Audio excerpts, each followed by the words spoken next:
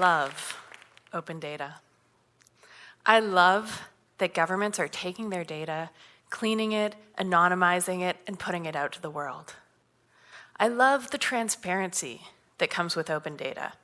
You should know what your government's up to. I love that if you checked the weather app or you knew what time your bus was coming today, that was open data. I love the innovation that we can inspire in our economy when governments release data. Last year, I was working on open data in the Government of Canada, and I got to learn about the Data Liberation Initiative. Back in the day, the Canadian Association of Public Data Users made a deal with the government to access government data.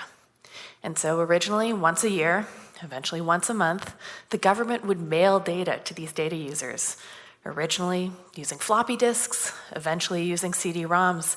And these data users, they would come together in the libraries and the research centers of our country, and they would look at government's data. Today, in contrast, anybody, anywhere, can access data from hundreds of governments with just a couple of clicks. Technology has changed the world. Government has never had such great tools and technologies to serve citizens. Technology is changing the very fabric of our society. I'm not just talking about the internet. I'm talking about artificial intelligence, robotics, the Internet of Things. Computers have never been faster or cheaper. Our leaders, they're on Twitter, they're on Instagram, they are broadcasting live. Technology is changing government. And it's bringing with it the promise of services that are better, faster, and more attuned to the needs of our unique communities. And yet, our communities, they don't trust government institutions. We've never been so polarized. In an era when you can skip the dishes with just a couple of clicks and you can hail a ride from the palm of your hand, governments are failing to provide reliable access to simple websites. The world has changed, and government is failing to keep up. So today, friends, let's talk about digital government. I'd like to offer you a vision, as well as a few case studies, stories from here at home in British Columbia, that together give me cause for hope. But let's start first with the burning platform. Why does this matter? I look around the world and I see turmoil. I see the UK bracing for Brexit, the US in the midst of a trade war. We've got a climate crisis, we've got an affordability crisis, and youth from New York to Hong Kong to Prince George, they are screaming to be heard. So what's the government to do in the face of all this turmoil? Well, I would argue it's time to get back to basics. The purpose of government is to serve citizens and to improve our lives. In the digital age, government needs to be digital by default. One of the first times that I heard about the concept of digital government, it was in reference to Estonia and their vision of an invisible government. The idea was that government services should be automated around life events. Birth, death, unemployment, any of these sorts of things would spur automated service delivery, reducing bureaucracy. More and more governments around the world are coalescing around these kinds of ambitious visions. You take the Digital 9, the leading 9 digital countries, they've explicitly decided that they're going to embrace technology to serve citizens. Before we get too far, though, what does digital government mean? It's an idea, clearly, whose time has come.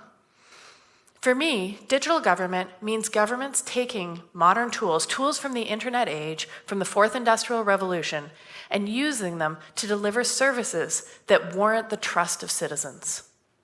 I've seen a lot of different governments do this kind of work. In my experience, proficient governments that are good at digital tend to adopt habits in 3 big categories. First, they're obsessed with the users, with the citizens. They literally sit people down and they watch them click through websites, click through apps, and they see where they stumble. And when they do stumble, the governments redesign. They recognize that the citizens are always right. They recognize also that in jurisdictions like British Columbia, there is a digital divide. They recognize that not everybody is connected to the internet, not everybody's comfortable online, and so they design for everybody. They recognize that there are vulnerable communities, and sometimes these new technologies, they can entrench bias, and so they design for inclusion. Second, these governments, they're agile. In software development, when we talk about being agile, it means essentially that we set a goal for ourselves, we take a few steps towards that goal, and then before we get too far, we stop and we look at what we just learned. And we use those learnings to design our next steps, our next sprint. Being agile means that we have the courage to release code early and often, and we have the discipline to impose on ourselves a culture and processes that are conducive to great outcomes. We embrace agility not just in software, but in everything we do. The third big category of habits, it's that these governments, they're open. Like me, they love open data, which means, of course, data that anybody, anywhere, anytime can access. They can download it, share it, manipulate it. These governments, they work in the open. They embrace open source code. They believe in open innovation. They recognize that at any given moment in time, they don't employ every single person or possess every single resource that could lead to a positive outcome. And so they build with communities. So that's digital government. I know that many of you are probably thinking, well, that's a bit rich, having a government official standing up there talking about the promise of digital when there are these big IT failures.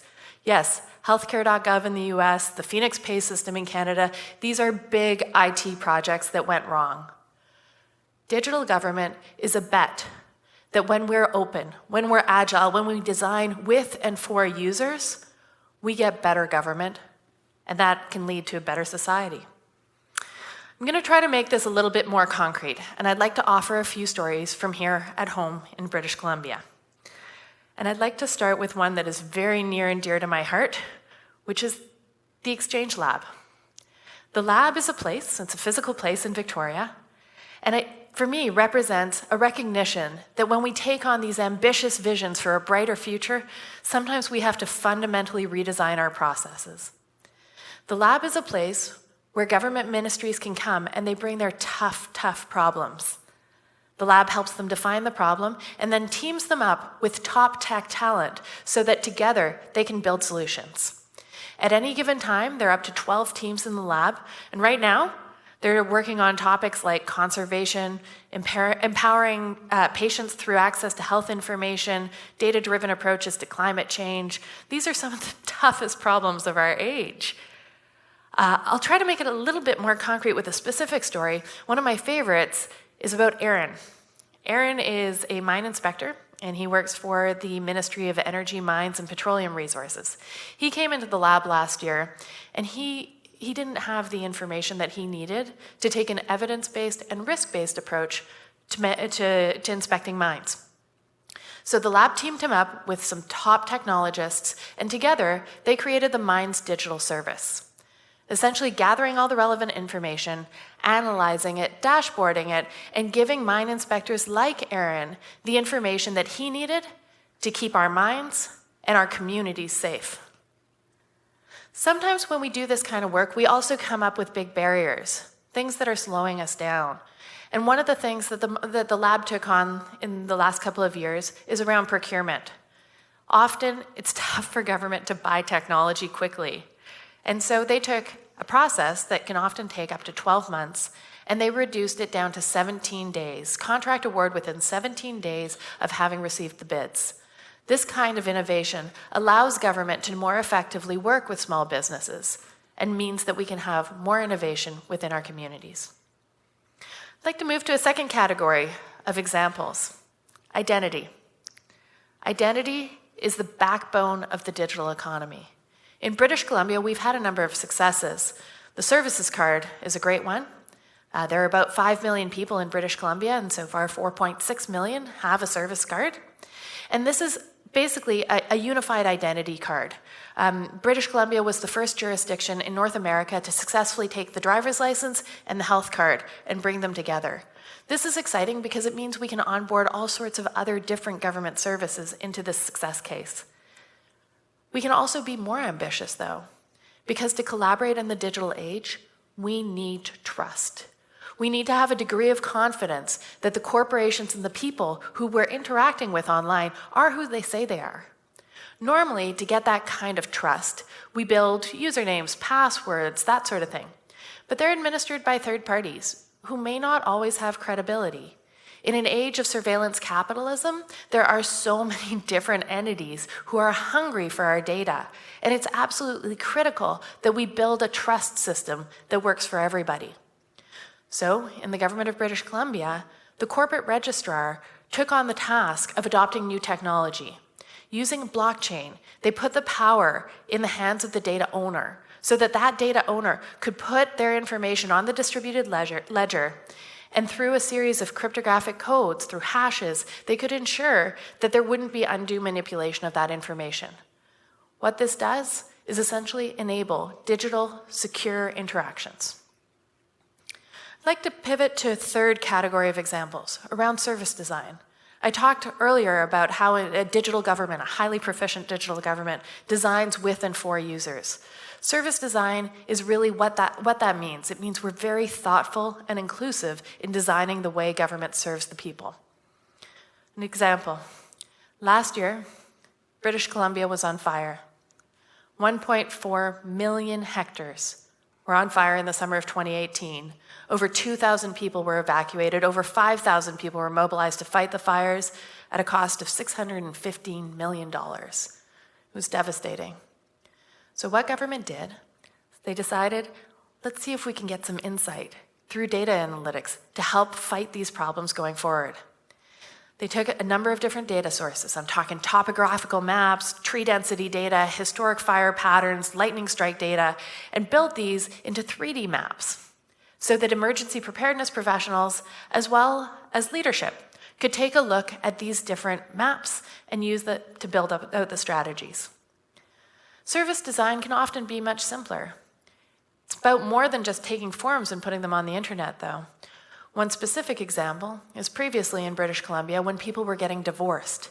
They would have to fill out a form and take it in to a counter in the courts. Well, unfortunately, people were making a lot of mistakes. Probably through no fault of their own. It's a stressful time, and they probably weren't the easiest forms. But essentially what government did is embarked on a service design process. People were having to come back with these forms up to 7 times. So they looked at where the errors were often being made in these forms and designed a cleaner, more meaningful process, providing an online wizard so that people could more easily input the relevant information, hopefully reducing stress at an otherwise tough time.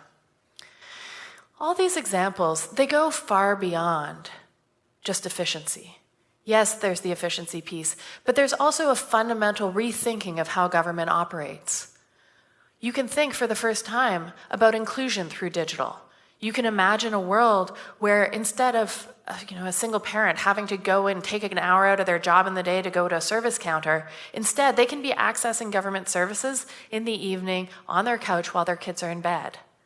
Similarly, you can think of somebody who lives in the downtown east side in Vancouver who might have had a number of addresses, or maybe they don't have an address at all. Previously, that would have been a barrier to accessing government services. Now, it's much easier for them to access those services. So, in a digital age, it seems clear that governments can do better. Governments can clean up their processes, make these services faster, easier, more citizen-centric. My vision is that one day, hopefully in a not too distant future, citizens will be able to access government services however and whenever they want. If they want to deal with a human, well, those humans at the service centers, on the phone, those humans should be equipped with excellent tools to provide accurate, timely information and services. And if citizens prefer to access government services through digital means, through a chatbot, Alexa, Siri, I want those digital experiences to be seamless, beautifully designed, and easy. In order to deliver on this, though, we need the help of citizens. I want my digital services, my digital future, to be based on my values. Things like gender equity, inclusion, sustainability, accessibility. What do you want? Technology and innovation are not an end in and of themselves. They are tools for us to get to a brighter society, one where government is truly at the service of people.